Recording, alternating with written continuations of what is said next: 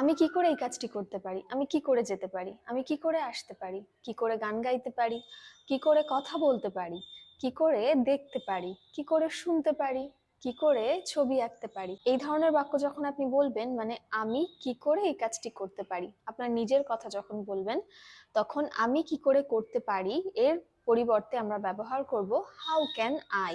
How can I তারপরে ভার্বের first form V1 এটা অ্যাড করে দিলেই একটা স্ট্রাকচার হয়ে গেল। হাউ ক্যান আই তারপরে V1। ফর এক্সাম্পল আমি কি করে এই কাজটি করতে পারি?